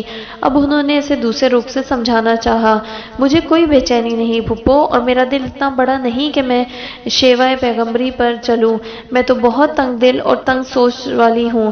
یوں بھی معاف اس کو انسان کرتا ہے جسے یاد رکھتا ہے پھپھو۔ میں ان کو بھول چکی ہوں، پلیز آپ بار بار مجھے مجبور نہ کریں۔ وہ اسی سخت لہجے میں بولی تو سعدیہ بیگم کو پہلی بار اس کی ہٹ درمی پر سخت غصہ آیا۔ ابھی وقت تمہارے ہاتھوں میں ہے، یہ وقت ہاتھ سے نکل گیا تو شاید عمر بھر کے لیے پچھتاوے رہ جائیں۔ انہوں نے آخری حربہ استعمال کیا۔ آپ کے خیال میں اب میرے پاس کیا ہے؟ وہ تنک کر بولی تو وہ بے بسی سے اسے دیکھ کر رہ گئی۔ بیا میرے ساتھ ایک بار چلو، بے شک کسی سے بات نہ کرنا، بس 1-2 منٹ کے لیے انہیں دیکھ کر۔ پلیز پھپھو، سوری میں نہیں جا سکتی، وہ تیزی سے کہتے ہوئے باہر نکل گئی۔ اس کی اس ہٹ درم رویے سے ڈرتی ہوں، ماں بیچاری ملنے نہ آ سکی، 2 بار آئیں اور دروازے سے لوٹ گئیں، کہتی ہیں اگر بیٹی نے دھتکار دیا تو وہ جیتے جی مر جائیں گی۔ آخر ایسی دکھاوے کی ضد کا کیا فائدہ جس میں سارا نقصان اپنا ہی ہو۔ وہ ایک سرد آہ بھرتے ہوئے باہر نکل آئیں اور لاؤنج میں بیٹھی بظاہر ٹی وی پر نظریں جمائے چینل پر چینل بدل رہی تھی، جیسے اس کا دھیان کہیں اور ہے۔ لیکن سعدیہ بیگم بخوبی جانتی تھیں۔ وہ شکستہ قدموں سے باہر نکل آئیں۔ ڈرائیور گاڑی کے آگے کھڑا ان کا منتظر تھا۔ گاڑی سٹارٹ ہونے کی آواز سنتے ہی ابیہ کھڑکی میں آ کھڑی ہوئی۔ آفتاب زبیری، دیکھو یہ عورت منحوس نہیں تھی، تم اس کی زندگی میں کیسی نحوست کی طرح آئے تھے۔ تمہاری زندگی میں آنے سے پہلے یہ عورت محلوں میں رہتی تھی اور گاڑیوں میں سفر کرتی تھی۔ تم سے رشتہ جوڑنے کے بعد اس کی زندگی سے ہر آسائش نکل گئی۔ زندگی ایک سیلن زدہ دڑبے میں محدود ہو کر رہ گئی، اور اس کی زندگی سے نکلتے ہی وہ پھر سے محل اور گاڑی میں سفر کرنے لگی، اور تم اس عورت کی رفاقت میں عافیت میں رہے اور عافیت سے نکلتے ہی آفت میں آ گئے۔ اکثر ہم اپنی زندگی میں اپنے بارے میں اور دوسروں کے بارے میں کیسے کیسے غلط اندازے قائم کر بیٹھتے ہیں اور پھر اس پر اڑ جاتے ہیں۔ یہ تو ہمیں آخری وقت قریب پتہ چلتا ہے کہ ہم نے تمام زندگی ان غلط اندازوں اور قیافوں کی بنیاد پر گویا اپنے ہاتھوں سے برباد کر ڈالی ہے نا۔ وہ پھپھو کو دیکھتے دیکھتے آفتاب زبیری کے بارے میں سوچتے ہوئے نہ جانے کیا سوچنے لگی کہ آخری خیال کی رو نے اسے خود بھی چونکا دیا۔ اپنے بارے میں، دوسروں کے بارے میں غلط اندازے قائم کرنا اور اڑ جانا، کہیں یہ سب کچھ میں خود تو نہیں کر رہی؟ شاید میں ممی کی جگہ ہوتی تو یہی کچھ کرتی، اور اپنے فیصلے کو درست ثابت کرنے کے لیے میرے پاس 101 دلیلیں ہوتی۔ پہلی بار اس کے دل نے ماں کو ایک دوسرے مقام پر رکھ کر سوچا تھا، اور اس کے پتھر دل پر ایک جونک سی لگی تھی۔ وقت ہاتھ سے نکل گیا تو صرف پچھتاوے رہ جائیں گے۔ پھپھو کی تنبیہ انہی لہروں سے ابھری، اور یہ پچھتاوے عمر بھر کی روک بن جاتے ہیں، روک کی ایک نئی اور ناقابل تردید شکل۔ میری اس زندگی کا انجام کیا ہے؟ ان پچھتاووں سے فرار تو پھر بھی کہیں ممکن نہ ہوگا۔ مجھے ایک بار ممی کو دیکھنے جانا چاہیے، صرف دیکھ کر پلٹ آؤں، نہ کسی سے بات کروں، اور اس میں حرج بھی تو کوئی نہیں اگر میں اپنی ماں سے کچھ دیر کو نظریں پھیر سکوں۔ پتہ نہیں کیوں وہ اپنے دل کو قائل کرنے کی کوشش کر رہی تھی۔ اس کی نظریں بے اختیار وال کلاک کی طرف اٹھیں۔ 12 بجنے کو تھے۔ میں 5 اور 6 کے درمیان تمہارا انتظار کروں گا، صرف ایک بار آ کر مجھ سے مل جاؤ، ورنہ 7 بجے میں خود تم سے ملنے آ جاؤں گا۔ آوازوں کی ڈوبتی ابھرتی لہروں میں سے ایک اور آواز نمایاں ابھری۔ تو اصل معاملہ یہ تھا کہ میں اس کشمکش کا رخ ممی والے معاملے کی طرف موڑ رہی تھی، اس بحث سے بچنے کے لیے جو کل سے میرے اندر چل رہی ہے، اس جنگ سے بچنے کے لیے، فرار کے لیے میں ممی کی طرف جھک رہی تھی۔ یہ ذریعہ کس لیے اب مجھ سے ملنا چاہتا ہے؟ اب ملنے کے لیے کیا رہ گیا ہے سوائے یادوں کی راکھ سے بھڑکتی چنگاریاں ٹٹول کر دامن جلانے کے؟ اس نے ایک گہرا تنفس کو کاٹ کر نکلتا ہوا سانس سینے سے خارج کیا۔ فریال واپس آ گئی ہے کسی مردے کی صورت، اور خلا مانگ رہی ہے۔ رافع کی آواز اس کے کانوں میں نرم پھوار کی طرح اتری۔ تو اس لیے ذرا آپ کو میں یاد آ گئی۔ فریال کو بھگتا کر فون کی گھنٹی ایک تواتر سے بجے جا رہی تھی۔ اس نے بہت تردد کے بعد ڈرتے ہوئے فون اٹھایا تھا۔ اسے خوف تھا دوسری طرف ذریعہ نہ ہو، دوسری طرف رافع تھا۔ امی کہاں ہیں؟ رسمی سلام دعا کے بعد اس نے پوچھا تو ایک نفرت کی سرد لہر اس کی ریڑھ کی ہڈی سے نکل کر بائیں بازو میں ابھری تھی۔ معلوم نہیں، کسی کام سے گئی ہیں۔ گاڑی آ گئی تھی؟ ڈرائیور تھا؟ وہ متفکر لہجے میں پوچھنے لگا تو اس کا کوفت کے مارے فون بند کرنے کو جی چاہا۔ اس شخص نے میرے لیے فون تھوڑی کیا ہے، اور ان 23 دنوں میں ایک بار بھی اس نے براہ راست مجھے میرے لیے فون نہیں کیا۔ اسے صرف اپنی ماں کی خیریت کی فکر ہوتی ہے یا میرے اس قفس میں موجود ہونے کی؟ اس نے سلگتے ذہن سے سوچا۔ پھپھو آ جائیں تو آپ فون کر کے سب پوچھ لیں، میں اس وقت ذرا بزی ہوں، کہتے ہوئے اس نے رافع کی اگلی بات سنے بغیر کھٹاک سے فون بند کر دیا۔ اچھی محبت ہے مسٹر رافع، جس کے اظہار کے لیے آپ ایک جملہ نہیں پھوٹ سکتے۔ ان 23 دنوں میں گھسے پٹے روز کے جملے آپ ٹھیک ہیں، کیسی ہو، طبیعت اچھی ہے؟ تم اچھی نہیں، میں بہت بری ہوں، بہت، اور میں کبھی اچھی ہو بھی نہیں سکتی۔ وہ پیر پٹکتی کمرے سے باہر نکل آئی۔ آئندہ میں اس کا فون اٹینڈ نہیں کروں گی، بھلے گھنٹیاں سارا دن بجتی رہیں، وہ دل میں فیصلہ کرتے ہوئے خود سے بولی۔ پھپھو میں ممی کو دیکھنے ہسپتال جا رہی ہوں۔ سعدیہ بیگم عصر کی نماز کے بعد تسبیح لیے ابھی تک مصلی پر ہی بیٹھی تھیں کہ ابیہ نے اندر داخل ہوتے ہوئے انہیں یہ کہہ کر چونکا دیا۔ سیاہ ریشمی لباس جس کی قمیض پہ گلاب کے کھلی کلیاں اور شگوفے جا بجا بکھرے ہوئے تھے، اس کے سانچے میں ڈھلے نازک بدن کے خطوط کو واضح کرتے ہوئے اس کا حصہ معلوم ہو رہے تھے۔ ریشمی سیاہ سرخ پھولوں والا دوپٹہ دودھیا گردن سے بار بار پھسلا جا رہا تھا۔ میک اپ کے نام پر اس نے صرف میچنگ لپسٹک ہی لگا رکھی تھی۔ मैचिंग स्याह रंग वाले गोल्ड के टॉप्स, नाजुक चेन और कलाई से फिसलता ब्रेसलेट। वो इस वक्त सुरमई ढलती हुई शाम का हिस्सा मालूम हो रही थी। ताज़ा शैम्पू किए सिल्की बाल इसके कंधों से नीचे तक जा रहे थे। छोटा सा कैचर बालों के वसत में चंद शरीर लटों के सिवा बाकी जुल्फों को बांधे हुए अपनी नाकर्दगी का ऐलान करता महसूस हो रहा था। फुप्पो, आप क्या सोचने लगी? वो कुछ सोच नहीं रही थी। इसके मकनातीसी शबाब की कशिश ने चंद लम्हों को इनकी नजरें बांध से ली थी। वो बिल्कुल सादा हुलिये में थी और इन्हें इस सादगी में भी न जाने कैसे बनाव सिंगार की आमेजिश दिखाई दे रही थी। कुछ गैर मामूलीपन, कुछ अनोखा सा एहसास जिसे वो कोई नाम न दे पाई। बेख्तियार इनकी नजरें इसके खाली पहलू की जानिब गईं और दिल से होक सी निकली। काश इस घड़ी राफे अबिया के पहलू में खड़ा होता। ऐसी बेसाख्ता तमन्ना पहले तो इनके दिल में कभी न की थी। कुछ नहीं सोच रही थी। अच्छा फैसला किया तुमने। सुबह मेरे साथ चलती तो मुझे खुशी होती, मगर अब भी जा रही हो तो मानो मेरे दिल से मनोबोझ उतर गया है। बहुत खुशी हुई मुझे तुम्हारे मुंह से ये सुनकर। मैं चलूं तुम्हारे साथ? उन्होंने अपनी भटकती हुई सोच को महसूस करते हुए खुशदिली से कहा, वरना न जाने क्यों इस लम्हे इनका दिल चाह रहा था कि वो इसे बाहर जाने से मना कर दे। ढलती शाम का फसूं बाहर चाह जाने फैल रहा था और अबिया का ये होश उड़ा देने वाला रूप, न जाने कैसा खौफ सा आज इनके दिल में आ बैठा था। इस खौफ के ख्याल से उन्होंने साथ चलने का पूछा था। नहीं फुप्पो, मैं चली जाऊंगी। ड्राइवर मुझे ले जाएगा और लेकर भी आ जाएगा। मुझे कौन सा इधर ज्यादा देर रुकना है, बस देख कर आ जाऊंगी। यूं भी आप थोड़ी देर पहले ही तो आई हैं, आप आराम करें, वो कहती हुई पलटकर जाने लगी। बिया, ध्यान से बेटा। वैसे तो ड्राइवर बहुत अच्छा है, मगर वो अपने दिल का वसवसा कह नहीं सकती थी और जाने से इसे रोकना भी चाहती थी और नहीं भी। अजीब कश्मकश इन चंद लम्हों में इनके दिलो दिमाग पर हावी हुई थी। और अभी आरफा भाभी रूम में नहीं आई, शायद आईसीयू में ही हो। वलीद मिल जाएगा तुम्हें गेट पर, ख्याल से जाना। वो इस वसवसे के तहत मुसल्ला समेटते हुए इसके साथ साथ बाहर निकल आई। फूफो, मैं कोई बच्ची हूँ? फिर गाड़ी में जा रही हूँ, रिक्शा या टैक्सी पर तो नहीं कि आप फिक्र कर रही हैं? वो इन्हें तसल्ली देते हुए बाहर निकल आई। नहीं, यूं ही बेटा, शाम हो रही है ना तो। उन्होंने एक चोर निगाह इसके कातिल सरापे पर डाली। दुपट्टा खोल कर ले लेती, वो आहिस्तगी से बोली। तो इसने फौरन ताबेदारी से दुपट्टा खोलकर अपने गिर्द लपेट लिया और खुदाफिज कहकर सीढ़ियां उतर गई। ड्राइवर गेट के पास गाड़ी का पिछला दरवाजा वाह किए मुंतजिर खड़ा था। इसकी पिछली सीट पर बैठने तक रेशमी दुपट्टा फिसलता हुआ इसके पहलू में गिर गया। सादिया बेगम ने दूर ही से आयतें पढ़कर इस पर फूंक मारी। अल्लाह तुम्हें अपनी अमान में रखे। मैंने ताकीद तो की है कि जल्दी आ जाए। इन्हें परेशानी सी हुई। जल्दी आ जाएगी, वो कौन सा वहां रुकेगी।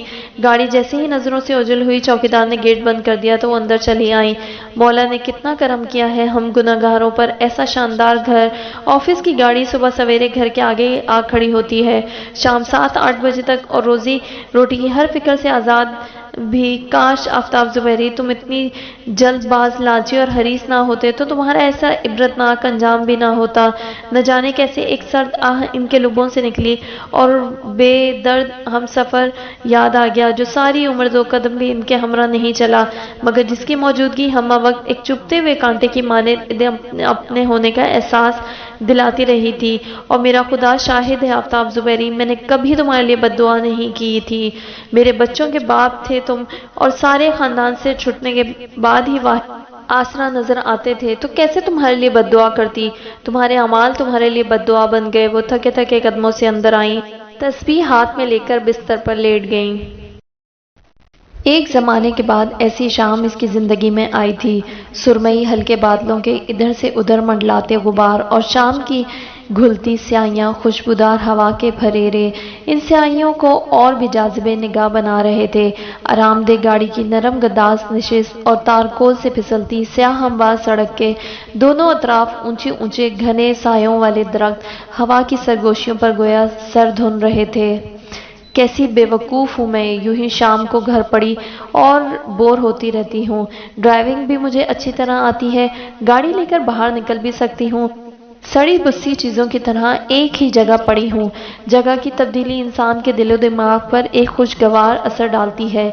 इसका इल्म तो मुझे आज हुआ है। वो शाम के इन पुरलुत्फ लम्हात से पूरी तरह महजूज हो रही थी, ممی کے سامنے جذباتی بالکل نہیں ہونا. ٹھیک ہے میں جا رہی ہوں تو صرف اپنا اخلاقی اور مذہبی فریضہ نبھانے، جیسے انہوں نے میرا فریضہ نبھایا، اس کے علاوہ اور کچھ نہیں. چند منٹ کھڑے کھڑے انہیں دیکھوں گی اور واپس لوٹ آؤں گی.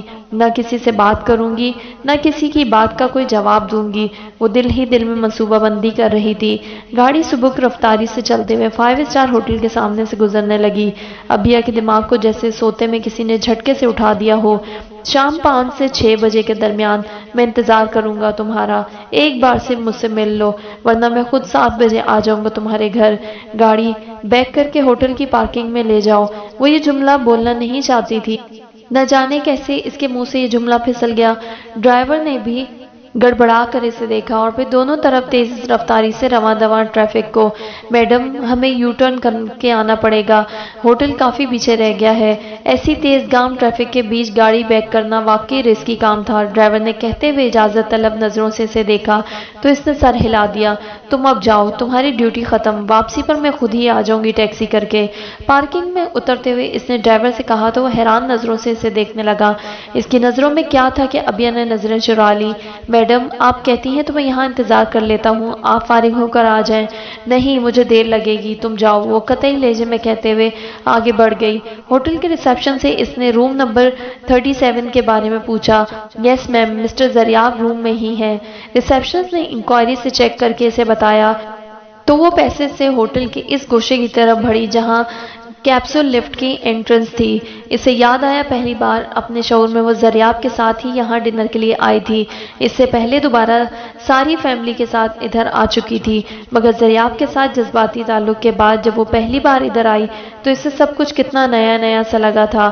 زریاب نے کھل کر اپنے دل کے ہر جذبے کو زبان بھی اسی شام دی تھی. چند دنوں بعد اسے لندن چلے جانا تھا ہائر اسٹڈیز کے لیے، اس لیے وہ اسے اپنے ساتھ ادھر لے کر آیا تھا. ممی اور تایا ابا کی اجازت سے ڈائمنڈ کی رنگ پہنائی تھی. اس نے اسے ہال کے مشرقی کونے کی آخری ٹیبل پر بیٹھے ہوئے اور رنگ پہنتے ہوئے شرم و حیا سے جو اس کی کیفیت تھی وہ ایک طرف، اور جو احساس تفاخر تھا وہ ہر شام ہر احساس پر بھاری تھا، جیسے تمام کی تمام دنیا اس کی ایڑی کے نیچے آ گئی ہو. آج اس شہر کے سب سے قیمتی سب سے معتبر شخص نے اسے اپنا بنا کر اپنی محبت کا اعلان کر کے شہر بھر کی لڑکیوں کو سے ممتاز و منفرد کر دیا تھا. ماضی کی وہ حسین یادگار شام اس کی یادوں کے سرمائے کا سب سے خوبصورت پیش قیمت حصہ تھی، جسے اس نے کبھی یاد کرنے کی کوشش نہیں کی تھی کہ اسے یاد کرنا سب سے تکلیف دہ تھا. اور آج زریاب نے ہی تکلیف دہ یاد کو دہرانے کا اہتمام کیا تھا. شاید لفٹ جوں جوں اوپر جا رہی تھی اس کا دل نیچے ہی نیچے بیٹھا جا رہا تھا. باتیں کرتے سنتے کبھی لوگ اس کی طرف متوجہ تھے اور اسے ایسا ہی محسوس ہو رہا تھا. وہ ایک مدت بعد ادھر آئی تھی اور آج پھر اسے لگ رہا تھا یہ سب اس کے لیے بالکل نیا، بالکل انوکھا سا تھا. کوریڈور کے ریڈ کارپیٹ پر قدم رکھتے ہی وہ چونکی تھی. ابیا انصاری، یہ تم کیا کرنے جا رہی ہو؟ شادی شدہ ہوتے ہوئے، کسی اور کی امانت ہوتے ہوئے کسی دوسرے مرد سے ملنے جا رہی ہو، وہ بھی اس مرد سے جو کبھی تمہاری چاہت رہا ہو اور جس کے نہ ملنے کا سوگ تم نے گھنٹوں، دنوں یا ہفتوں پر نہیں پورے 1.25 سال منایا ہے. اب کیا اس چاہت کی تجدید کرنے آئی ہو یا اپنے شوہر کی امانت میں خیانت کرنے؟ پہلی بار اس کے دل نے نفرت انگیز انداز میں اس سے سوال کیا تھا. دل سے بڑھ کر عجیب شے بھی کوئی نہیں. پہلے ایک رستے کی طرف خود ہی ہمک ہمک کر لاتا ہے اور پھر بیچ مجدار پر پہنچ کر لان تان شروع کر دیتا ہے. اور دل کا یہ کہنا غلط بھی نہیں. سوگ مناتے مناتے کیا میں اس بے وفا سے اس سوگ کا خراج لینے جا رہی ہوں؟ مجھے تو ایسے ہرجائی، ایسے خود غرض پر 2 حرف بھیج کر کبھی سوچنا بھی نہیں چاہیے تھا. کجا میں اس سے ملنے چلی آئی ہوں. کسی نے بڑی مضبوطی سے اس کے ارادے کے سامنے بند باندھنا شروع کر دیا. وہ ایک جھٹکے سے واپسی کے لیے مڑ گئی. میں ایک اور جذباتی غلطی کرنے جا رہی ہوں. ہرگز نہیں. ذلت کو بار بار دہرانے سے اپنی ہی ذات کی تذلیل کے سوا اور کچھ نہیں ملے گا. میں کس آس پر اس سے ملنے آئی ہوں کہ اسے اپنا فگار سینہ چاک کر کے دکھاؤں کہ دیکھو میں کیسے پل پل تمہارے لیے روئی ہوں، تڑپی ہوں. اپنی البیلی محبت کے بچھڑنے کے بعد اس دنیا کی ہر خوشی مجھ پر حرام ہو گئی. اس حرام زندگی میں بھی میں نے تمہاری یاد کا دیا بجھنے نہیں دیا. تم فریال کے ہو گئے تب بھی میں اپنے دل میں تمہارے لیے نفرت محسوس نہ کر سکی. کیسی सच्ची और बेरिया मोहब्बत की थी मैंने तुमसे, और तुमने मेरी मोहब्बत की क्या कदर की। लोगों की झूठी सच्ची गवाही पर मेरी पाक मोहब्बत पर शक किया, धुतकार दिया मुझे। क्या यही कुछ कहने आई हूँ मैं इससे, और इन सारे आंसुओं का मुआवजा मांगने जो इसकी याद इसकी जुदाई में भाई मैंने नहीं। इसने लिफ्ट में कदम रखा और बटन दबाने को थी कि ज़रियाब इसके सामने दरवाजे के बीचों बीच अपनी शाहाना वजाहत के साथ जमकर खड़ा हो गया। बिया, इसके लब क्या फड़फड़ाए। बिया के सारे जिस्म से किसी ने जान निचोड़ ली। यहाँ तक आ गई हो और मुझसे मिले बगैर ही लौट रही हो। क्या तुम्हारा दिल मान गया ऐसा करने पर? वो एक एक लफ्ज़ तोलकर बोलते हुए सीधा इसकी आंखों में देख रहा था। दिल हम दोनों के बीच में से बहुत पहले निकल गया था। अब तो हर रास्ते का तयन दिमाग करेगा मिस्टर ज़रियाब, जैसे आपने किया। वो ना जाने कैसी सारी तवनाई जमा करके बड़े तनतने से बोली थी। 1.25 साल का गुस्सा, नफरत और ज़ात की तजलील का एहसास बोल उठा था। नहीं बिया, दिल ही तो नहीं निकला बीच से। ऐसा होता तो न तुम यहाँ आती, न मैं तुम्हारे सामने खड़ा होता। आओ मेरे साथ, अगर यहाँ तक आ ही गई हो। वो यकदम इसका सर्द हाथ थाम कर अपनी तरफ खींचते हुए बोला, और वो किसी बेजान सूरत की तरह खींचती चली गई। कैसी थी आरफा भाभी? अब रूम में शिफ्ट कर दिया इन्हें? इसकी वापसी खासी लेट हुई थी। सादिया बेगम परेशान हरासा गेट के पास ही इसे चक्कर लगाती मिल गई थी। ड्राइवर चला गया था इतनी दूर, क्यों उतार कर गया तुम्हें? वो इसे अकेले आते देखकर गेट से बाहर झांकते हुए पूछने लगी, और इन्हें जाती गाड़ी की धुंधली लाइट्स से अंदाजा हो गया था कि ड्राइवर इसे खासी दूर उतार कर गया था। इसे जाने की जल्दी थी। मैंने ही इससे कहा मुझे इधर ही उतार दे। पता नहीं इन्हें क्यों लगा अबिया इनसे नजरें चुरा रही है। मैंने दवाएं मंगवानी थी, खत्म हो गई थी मेरी। फिर रात के अंधेरे में इतनी दूर उतरने की क्या जरूरत थी भला? वो तेजी से अंदर की तरफ जा रही थी। अनसुनी करते हुए वो तेज कदमों से इनके पीछे लपकी। बहुत देर लगा दी तुमने, मैं बहुत परेशान हो गई थी। वो अपने कमरे की तरफ बढ़ गई। वो मजबूरन इसके पीछे अंदर आ गई। ट्रैफिक जाम था। 2-3 जगहों पर छोटी सड़कों पर बेतहाशा बेहंगम ट्रैफिक। कोई कैसे किसी भी जगह वक्त पर पहुंचता होगा। वो इनसे नजरें मिलाए बगैर अलमारी की तरफ बढ़ी। फिर भी इतना टाइम? तुम तकरीबन 5 बजे निकली थी। और अब? उन्होंने परेशान नजरों से दीवार गिर घड़ी पर देखा। फुप्पो, आपका मतलब क्या है इस सारी तशवीश से? इसने यकदम खुली अलमारी का पट जोर से बंद करते हुए गुस्से से कहा। तो सादिया बेगम इसकी तेवर देखकर जैसे हैरान होते हुए खुद को संभालने लगी। नहीं, कोई मतलब नहीं बेटा। आजकल जमाना खराब है, इसलिए डर लगता है। रोज तो कोई ना कोई खबर। वो हाथ मलने लगी। इन्हें बिया बदली बदली सी लग रही थी। जिस अबिया को उन्होंने शाम को अपनी नज़रों के सामने भेजा था, इससे खासी मुख्तलिफ। ज़माना कब ख़राब नहीं हुआ, जब से पैदा हुए हैं। यही एक फिक्रा तो सुनते आए हैं। वो लापरवाही से कंधे उचकाते हुए कॉटन का सूट हाथ में लिए ड्रेसिंग रूम में घुस गई। पता नहीं क्यों मेरा दिल इस कदर वहशत ज़दा हो रहा है। अल्लाह खैर करे, आज सारा दिन राफे का फ़ोन भी नहीं आया। मेरे खुदा, मेरे बच्चों को अपनी अमान में रखना, हर बला से महफूज रखना, शैतान के शर से बचाना। वो हस्बे आदत ज़ेरे लब अपनी मखसूस दुआएं दोहराने लगी। वो कपड़े बदल कर बाहर आ गई तो इन्हें वहीं बैठे देखकर ठटक सी गई, और इसका यूं ठटकना सादिया बेगम की नज़रों से भी पोशीदा न रह सका। वो कुछ शर्मिंदा सी हो गई। चलो खाना खाते हैं, मैं तुम्हारे इंतज़ार में बैठी हूँ। वो उठते हुए बोली, फूफो मुझे कतन भूख नहीं, कुछ नहीं खाऊंगी। इस वक्त सिर्फ रेस्ट करना चाहती हूँ। बेहंगम ट्रैफिक के शोर ने दिमाग खराब कर दिया है। वो इनसे इस तरह नजरें चुराते हुए ड्रेसिंग टेबल के सामने खड़े होकर अपने बालों में ब्रश करते हुए बड़े इन्हिमाक से इन्हें अपने सरापे का जायजा लेते देखने लगी। पर बेटा, थोड़ा बहुत तो खाना चाहिए। तुमने दोपहर में भी चंद निवाले लिए थे और अब तो कई घंटे। वो तशवीश भरे लहजे में कहने लगी, प्लीज फुप्पो, मुझे जरा भूख नहीं। I want to take some rest please. वो साफ लफ्जों में कहते हुए रह गई कि आप जाएं, मुझे आराम करने दें। ऐसी अजनबियत तो सादिया बेगम को बिया की आंखों में कभी नजर नहीं आई थी। इस रोज भी नहीं जब वो अपनी मर्जी के बरखिलाफ इस घर में मुस्तकिल तौर पर आ गई थी, और इसके बाद आने वाले दिनों में भी नहीं। वो नाराज थी, ना खुश थी, मगर यूं अनजान ना आशना भी नहीं रही थी। इनके अंदर इस हिरास ने फिर सर उठाया, मगर मुंह से वो कुछ ना बोल सकी। सर झुकाकर पलट गई। और आरफा भाभी का तुमने बताया नहीं कैसी थी? अब वो मोहम सी उम्मीद लेकर बैठी थी कि शायद अब वो ان سے ٹھیک طرح سے بات کر سکے۔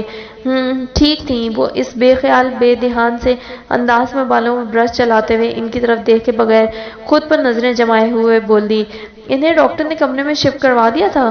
پتہ نہیں، میں زیادہ دیر ادھر نہیں رکی۔ وہ پھر سے اس اجنبی بے نیاز سے لہجے میں بولی تو سعدیہ بیگم کھڑی کی کھڑی رہ گئیں۔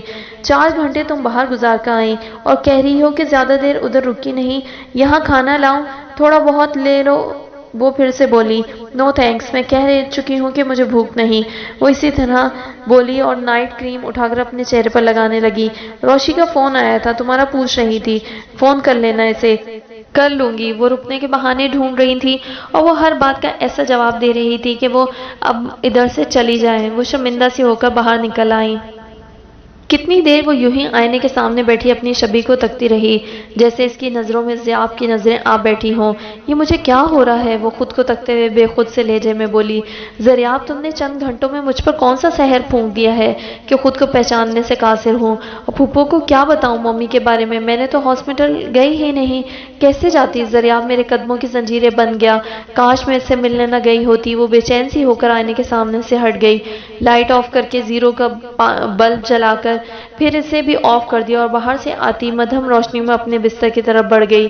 تو تم بھی اسی طرح تڑپتے رہے ہو جیسے میں تڑپتی رہی ہوں، قطرہ قطرہ شمع کی طرح پگھلتی رہی ہوں، اور جب تم نے اپنا سینہ کھول کر میرے سامنے کیا، گھنے بالوں میں چھپا فراخ سینہ اور عین دل کے مقام پر خدا میرا نام، جسے پہلی رات ہی دیکھ کر فریال تم سے برگشتہ ہو گئی، تم نے کیسے پاگلوں کی طرح اپنی شرٹ کے بٹن کھولتے ہوئے محبت کی نشانی دکھائی۔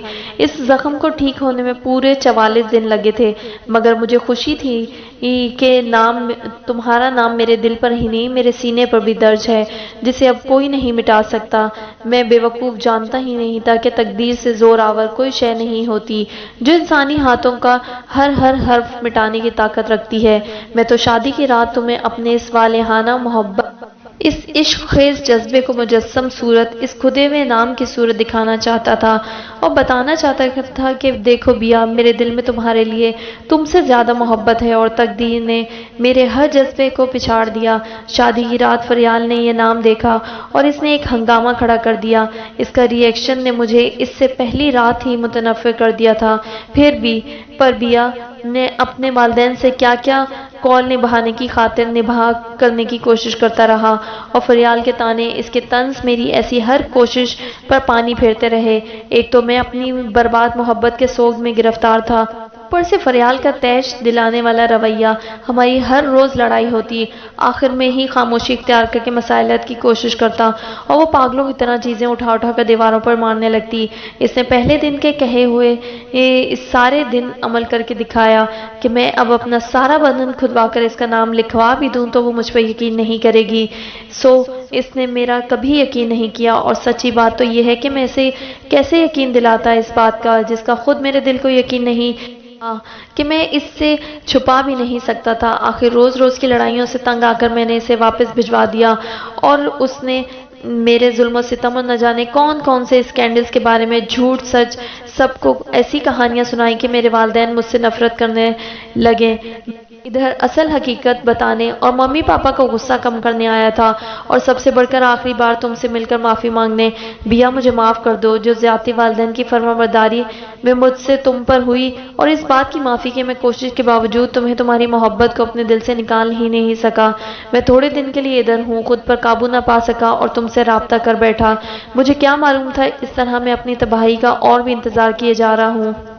کیا مطلب؟ وہ اس آخری جملے کا مطلب ہی نہیں سمجھی تھی۔ میں تو سمجھتا تھا تم بدل گئی ہوگی شادی شدہ لڑکیوں کی طرح، مگر بیا سچ کہوں اور مجھے خود پر یہ کہتے ہوئے قابو رکھنا مشکل ہو رہا ہے، تمہارا قیامت حسن آج بھی اتنا ہی ہوشربا، اتنا قاتل ہے کہ مجھے نہیں لگتا کہ تم اگر کچھ دیر اور رکی تو خود کو روک سکوں گا۔ تم تو اور بھی حسین ہو گئی ہو اور بھی معصوم، تمہارے چہرے کے گرد کیسا پرسوز حالہ سا ہے کہ نظر نہیں ٹھہرتی بیا۔ تم خوش ہو اس رافع کے ساتھ؟ اس رافع کہتے ہوئے اس کے لہجے میں اندیکھی تحقیر در آئی تھی۔ ابیا کا سر آپ جھک گیا، وہ اس سوال کے جواب سے بچنا چاہتی تھی۔ میں جانتا ہوں تم پر کیا ظلم ہوا ہے، محبت کرنے والے دلوں کو ایک دوسرے کا علم ہوتا ہے۔ میرا دل ناخوش تھا تو تمہارا کیسے کھل سکتا تھا؟ میں اگر ایک پل کے لیے بھی تمہیں نہیں بھول سکتا تھا، تم مجھے کیسے بھول سکتی ہو؟ میں سچ کہہ رہا ہوں نا بیا، تم مجھے بھولی نہیں، وہ بڑے پر یقین لہجے میں کہہ رہا تھا۔ ابیا کا سر دوسری بار جھک گیا۔ یہ کیسا ظلم کیا ہمارے بڑوں نے ہم پر؟ وہ خلا میں گھورتے ہوئے کہنے لگا۔ میں فریال کو بھیج کر ہلکا پھلکا سا ہو گیا تھا کہ چلو میں اس کے اور وہ میرے بوجھ سے رہا ہوئی، اور ساتھ ہی مجھے یہ تسلی تھی کہ تم خوش ہوگی، شروع میں نہ صحیح لیکن اب سیٹ ہو چکی ہوگی۔ پر بیا، میں اب سمجھا یہ محبت ایسا روگ ہے جس دل میں گھر بنا لے پھر اسے کبھی آباد نہیں ہونے دیتی۔ تم اقرار کرو یا نہیں، مگر میں آج بھی اس بات کا اعلان کرتا ہوں بغیر کسی ڈر خوف کے کہ میں آج بھی تمہاری محبت، تمہارے عشق میں مبتلا ہوں، اور وقت اس رفتار، اس محبت کے جنون خیزی کو کم کرنے کے بجائے بڑھاتی چلی گئی ہے کہ آج میں تمہارے سامنے بیٹھا ہوں۔ مجھے وقت کی کوئی بھی سازش اپنی محبت سے دستبردار نہیں کر سکتی۔ اس کو کہتے ہوئے بڑی بے باکی سے اس کا پہلو میں پڑا ہاتھ اٹھا کر لبوں سے لگا لیا تھا۔ بیا کو لگا اس کے ہاتھ کو دو جلتے شعلوں نے چھو لیا ہو۔ اس نے تڑپ کر ہاتھ کھینچا اور اٹھ کھڑی ہوئی تھی۔ اب اس محبت کا اعلان کرنے کا کیا فائدہ مسٹر زریاب؟ اس وقت جنون خیز بلا محبت کہاں سوئی ہوئی تھی جب میرے سارے اپنے مل کر میری رسوائی کا سامان کرتے ہوئے مجھے بے یقین گردان رہے تھے اور میرے کردار کو پامال کر رہے تھے۔ اس وقت جب میں نے رو رو کر آپ سے فریاد کی، گواہی مانگی کہ اپنا ساتھ مجھے دیں نہ دیں، میرے کردار پر تو یقین کریں، اس وقت آپ نے میری ہر فریاد، ہر آنسو کو جھوٹ اور ڈرامہ قرار دے دیا، اور اب میں یک کیسے معصوم اور بے گناہ اور آپ کی گمشدہ محبت بن گئی۔ اتنے عرصے کا جمع غصہ کسی لاوے کی طرح اس کے اندر سے پھوٹ نکلا تھا۔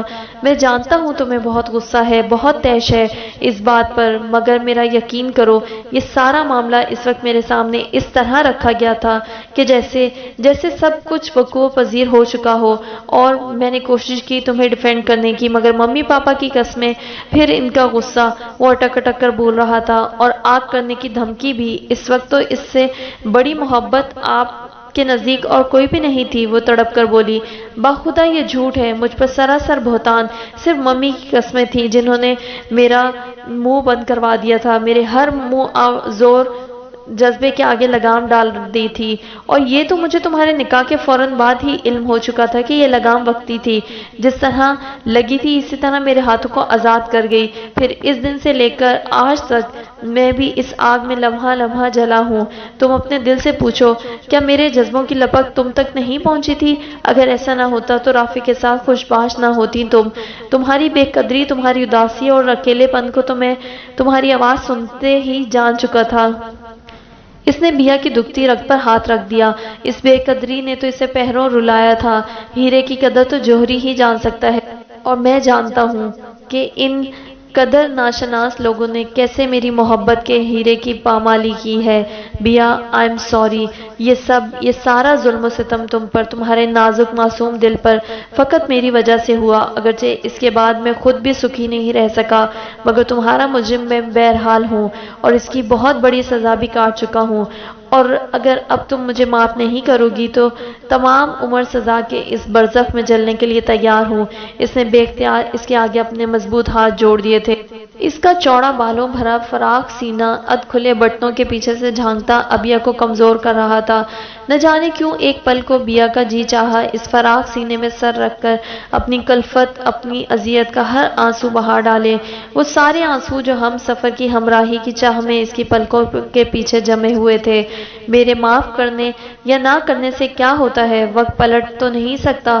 وہ اپنی نظروں کا زاویہ بدلتے ہوئے بے رخی سے بولی، تم اگر مجھے معاف کر دو، میری محبت کو قبول کر لو، تو بہت کچھ بھی ابھی بدلا جا سکتا ہے۔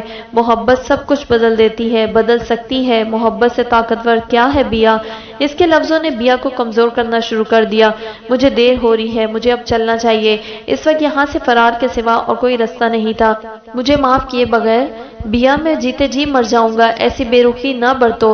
वो मुल्तजी लहजे में कहते हुए इसे कंधों से थामकर बिठाने की कोशिश करने लगा। प्लीज मुझे जाने दे, मुझे देर हो रही है। जरियाब की कराबत इसे पिघला रही थी। आप शराब पीने लगे हैं? वो एकदम इसके बाजू झटक कर परे होते हुए अचंभे से बोली तो वो कुछ खिसिया कर चोर नजरों से अकब में पड़े रूम रेफ्रिजरेटर की तरफ देखने लगी। बस कभी कभार जब तुम्हारी याद भुलाना मुश्किल हो जाती थी या जब फरियाल मुझे हद से ज्यादा टेंस करती थी। आप यहाँ क्यों ठहरे हैं? घर क्यों नहीं गए? इसे दूसरा ख्याल भी किसी हैरत की तरह वारिद हुआ था। मैंने सबको छोड़ दिया है। उन्होंने मेरी मोहब्बत की परवाह नहीं की तो मैं इनकी मोहब्बत की खातिर खुद को कुर्बान क्यों करूं? और अब फरियाल के घटिया प्रोपोगंडे पर उन्होंने हर तरह से मेरे किरदार की धज्जियां उड़ाई। मैं इनकी शक्ल भी नहीं देखना चाहता। अपने काम के सिलसिले में चंद हफ्तों के लिए इधर आया था। तुमसे मिलने से खुद को रोक ना सका, इसलिए फोन कर बैठा। इसके शर्मिंदा शर्मिंदा लहजे में कुछ ऐसा था जिसने पहली बार अबिया का दिल नरम किया। इस सारे दौरानिये में पहली बार इसके दिल ने इस हरजाई का यकीन करना चाहा। आओ मैं तुम्हें ड्रॉप कर दूं, मगर एक शर्त पर। बाहर शाम गहरी होकर रात में ढल चुकी थी। खिड़की से हटे ब्लाइंड्स बता रहे थे। वो क्या? वो अब इस खुनक कमरे से बाहर निकल जाना चाहती थी जिसका माहौल इसे कमजोर से कमजोर करता जा रहा था। तुम मेरे साथ डिनर करोगी अभी? नहीं, इसने फौरन इनकार कर। प्लीज, हम दोनों कभी अच्छे दोस्त और कजन भी रह चुके हैं, वो मुल्तजी लहजे में बोला, मगर इसने नफी में सर हिला दिया। मगर वो इसे जबरदस्ती डाइनिंग हॉल में ले आया और फिर सब कुछ इससे पूछ पूछ कर इसकी पसंद का ऑर्डर करता रहा। उसको लगा जैसे गुजरा वक्त लौट आया हो। ये बीच का जालिम 1.25 साल इनके दरमियान आया ही ना हो। आया भी तो अनछुआ गुजर गया हो। वो इसे घर से चंद फरलांग के फासले पर ड्रॉप कर गया था। रास्ते भर और खाने के दौरान वो इतनी बेतकल्लुफी और मोहब्बत और अपनाइयत से इससे बातें करता रहा जैसे वो कभी बिछड़े ही ना हो या इनके दरमियान कभी कोई तलखी ही ना आई हो। वो बार बार बेबाक अल्फाज में इसके हुस्न की तारीफ करता रहा जो इसका मखसूस अंदाज था जिस पर वो शर्म से सुर्ख पड़ जाया करती थी और पहरों इसके तौसीफ जुमलों को सोचकर इर्द गिर्द से बेखबर रहा करती थी। कल आओगी मिलने? उतरने से पहले वो फिर कोई मेहमान लेना चाहता था। नहीं, अब दोबारा नहीं, वो कतई लहजे में बोली, कुछ इस तरह के अपने इरादे की कमजोरी का खुद इसे भी इल्म हो गया। मैं तुम्हें लेने आ जाऊं? इसने अबिया के इनकार को अनसुनी करते हुए ऑफर की। नहीं, मैं नहीं आऊंगी, खुदाफिज, वो कहकर उतर आई थी और अब इस तन्हा बिस्तर पर करवटें बदल रही थी। इस अनोखी शाम ने न जाने कौन सी हसरतें, कौन सी उमंगें इसके सोए वजूद में जगा दी थी। वो आज भी मेरा दीवाना है, मेरे हुस्न का असीर। इसने मेरे चेहरे पर लिखी बेकदरी और जिल्लत की कहानी पढ़ ली है। मैंने इन खुदगर्ज बेकदरे लोगों में आकर क्या पाया? ये बेकैफ शबो रोज अपनी जात की पामाली और बस मेरी खामोश वफादारी न सही, निकाह जैसे समझौते से पासदारी का राफे ने क्या सिला दिया? कभी एक बार भूले से मुझे वो मुकाम दिया जिस पर मैं इस घर में आई थी? कभी गलती से कोई सराहती निगाह, कोई इल्तफात भरा जुमला, कोई रफाकत का झूठा एहसास? कुछ भी तो नहीं। हर बार आज़ाद कर देने का झूठा दावा और वादा, आज़ादी। इसका नीम सोया जहन झटके से बेदार हुआ। इसका जहन इसे अनोखी राह सुझा रहा था, वो समझ ना पाई।